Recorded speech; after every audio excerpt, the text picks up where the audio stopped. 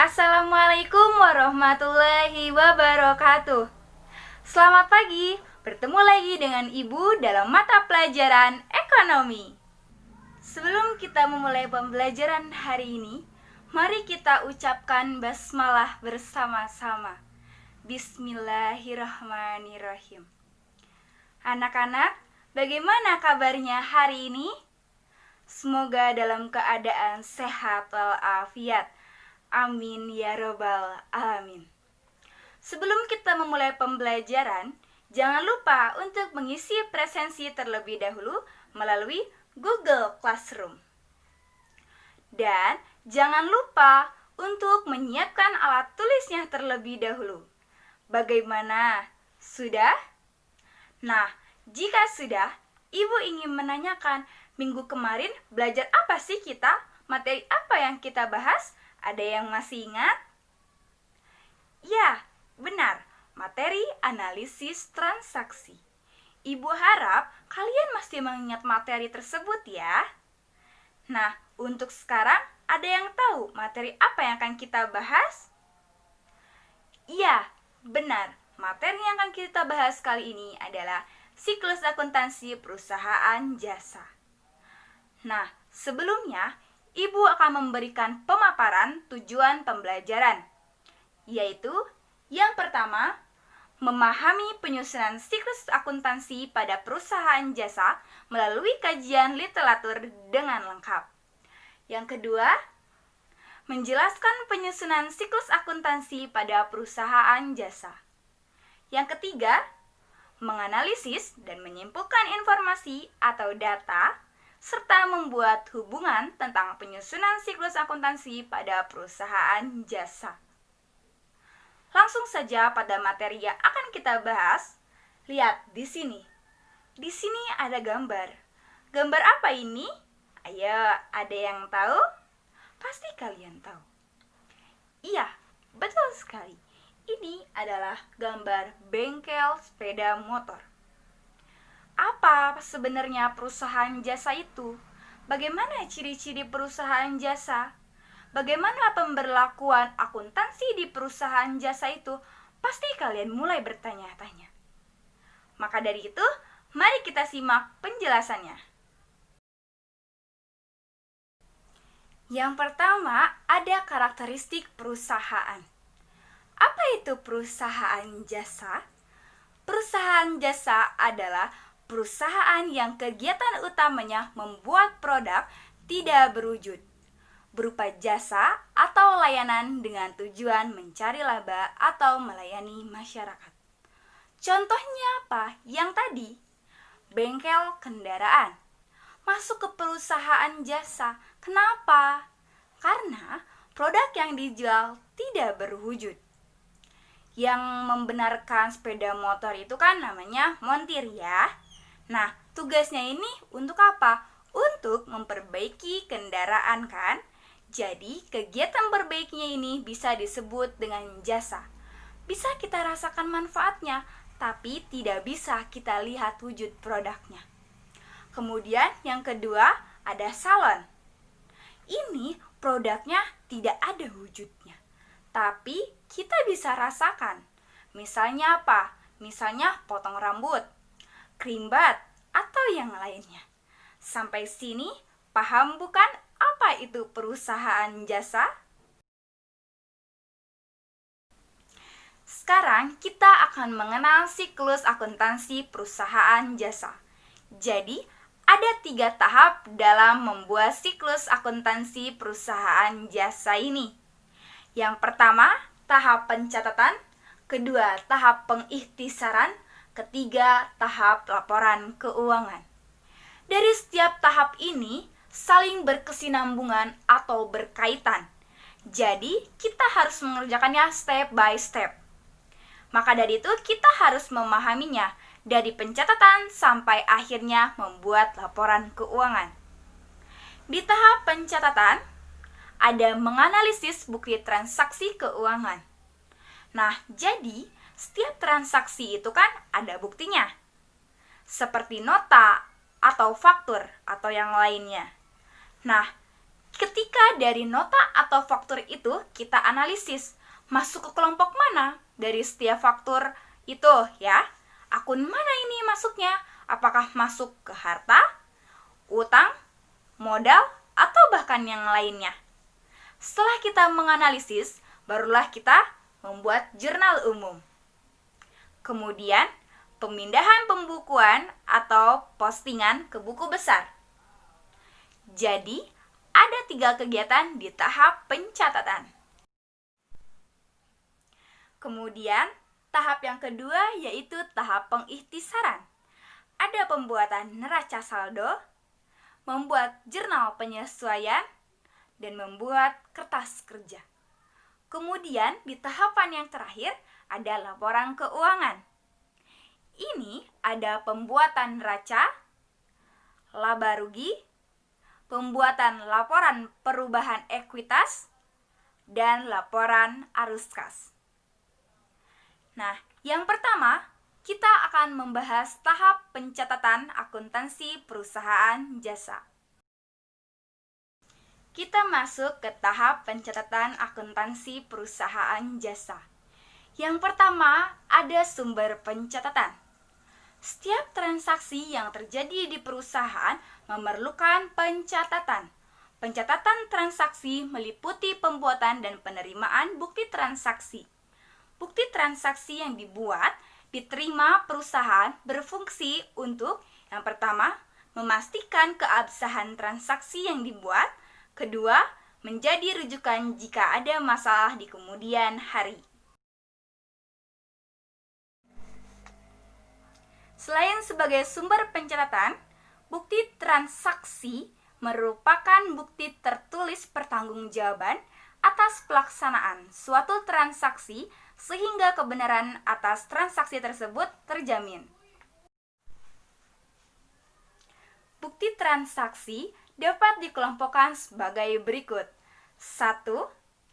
Bukti transaksi yang dibuat oleh perusahaan dan berlaku dalam perusahaan. Contoh, bukti penerimaan dan pengeluaran barang serta bukti pembayaran gaji.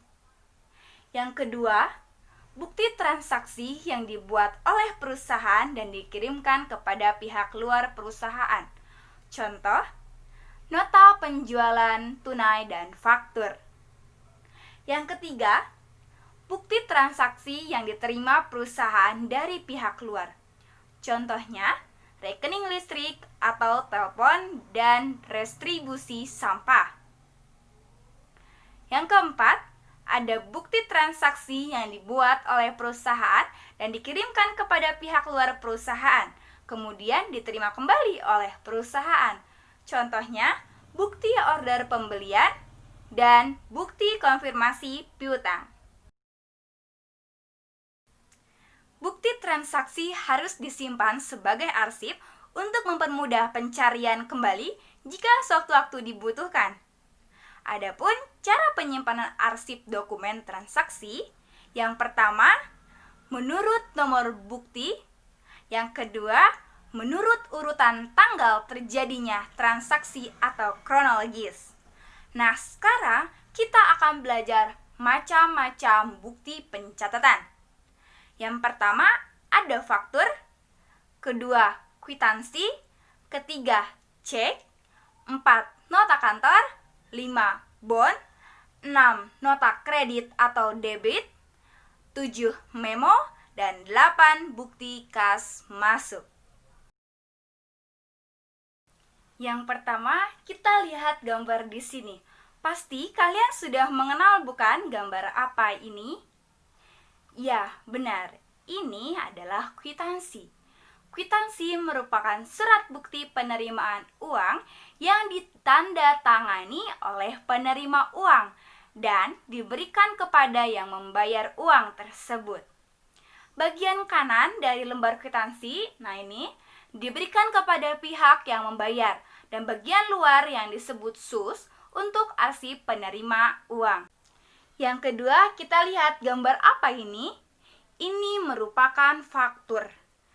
Faktur adalah bukti pembelian atau penjualan yang dilakukan secara kredit, bukti transaksi pembelian biasanya disebut faktur pembelian. Demikian juga bukti transaksi penjualan dinamakan faktur penjualan. Faktur biasanya dibuat rangkap dua. Yang ketiga ada cek.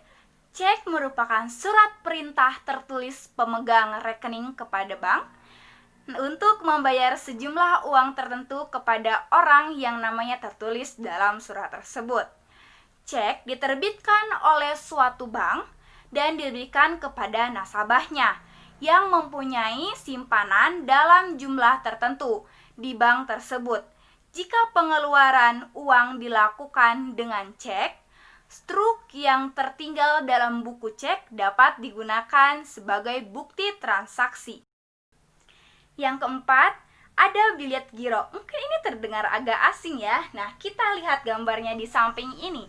Pemilik rekening giro selain menggunakan cek, dapat juga menggunakan bilet giro sebagai alat pembayaran.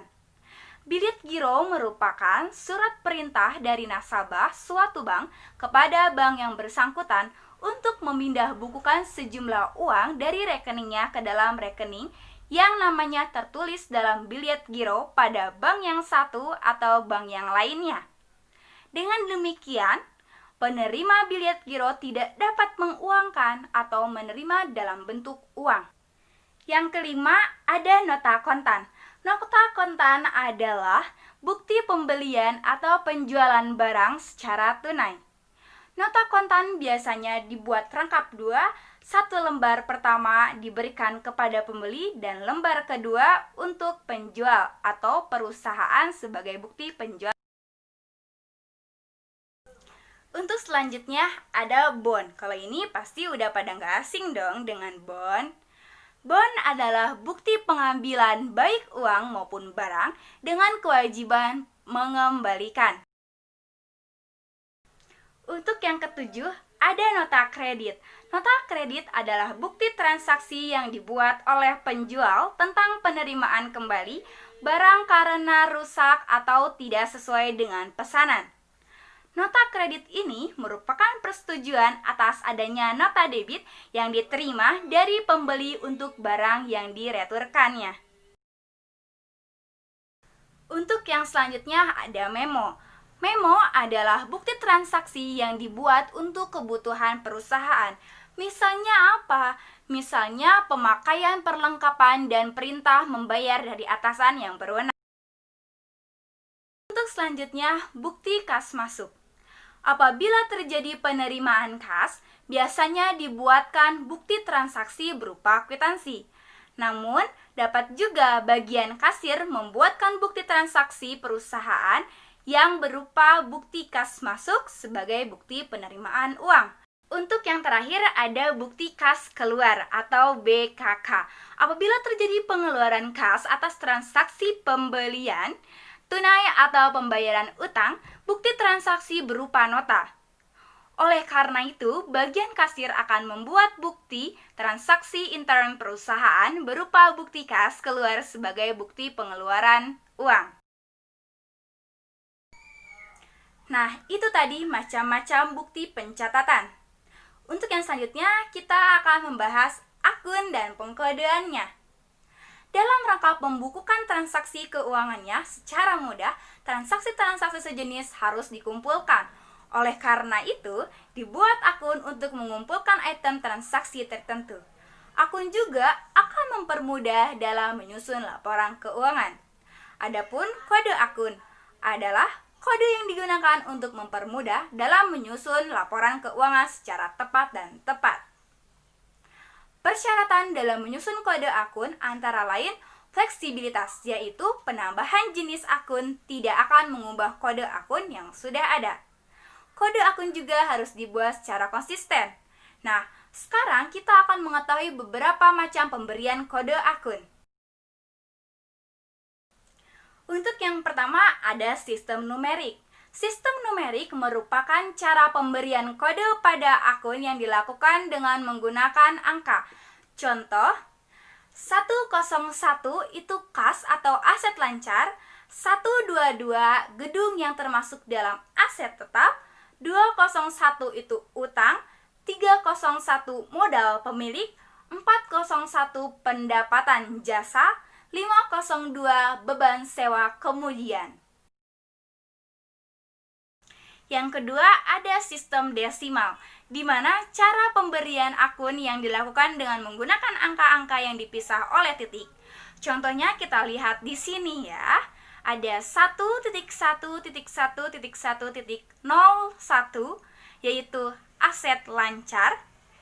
1.1.1.1.02 itu merupakan kas. 1.1.1.1.03 itu piutang. 1.1.1.1.11 itu aset tetap.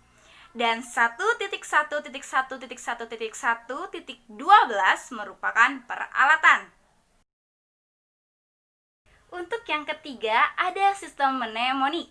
Cara pemberian kode akun yang dilakukan dengan menggunakan huruf-huruf.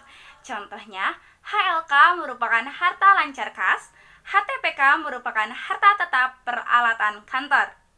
Untuk yang selanjutnya, yang keempat, ada sistem kombinasi huruf dan angka. Cara pemberian kode akun yang dilakukan dengan menggunakan kombinasi huruf dan angka. Contohnya, HL.01 yaitu aset lancar. 01 merupakan kode akun kas. Nah, dan seterusnya. Selanjutnya, kalian membentuk kelompok yang terdiri dari 5-6 orang. Jika sudah, Ibu akan memberikan soalnya dan kalian berdiskusi mengenai berbagai pertanyaan. Ibu akan memberikan waktu selama 20 menit. Sudah? Jika sudah, kita lihat soal berikut.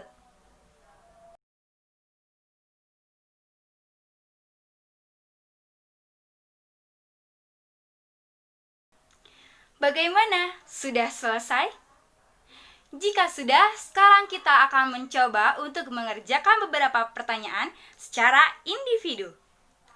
Nah, sekarang untuk anak-anak tidak bergabung dengan kelompoknya. Sudah?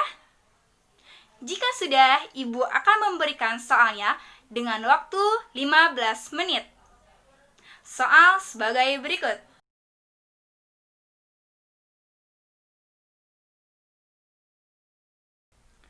Waktu habis. Silahkan dikumpulkan ya. Sudah? Jika sudah, sebelum pembelajaran ditutup, Ibu akan bertanya terlebih dahulu. Apakah ada yang dapat menyimpulkan pembelajaran hari ini? Bagaimana? Ya, betul sekali. Kita sudah belajar karakteristik perusahaan jasa, tahapan siklus akuntansi perusahaan jasa, sumber pencatatan, dan yang keempat, akun pengkodean. Nah, Ibu harapkan setelah kalian belajar materi ini, kalian dapat mengetahui apa itu perusahaan jasa. Untuk pertemuan selanjutnya, silakan kalian membaca mengenai materi tahapan pencatatan yang akan kita bahas pada pertemuan selanjutnya. Untuk hari ini dicukupkan sekian saja. Ketika rasa keinginanmu untuk sukses jauh lebih besar dibandingkan rasa ketakutanmu untuk gagal, kamu tidak akan terkalahkan. Semangat terus untuk belajar, jangan lupa jaga kesehatan. Sekian dari Ibu, mohon maaf bila ada kesalahan. Wassalamualaikum warahmatullahi wabarakatuh.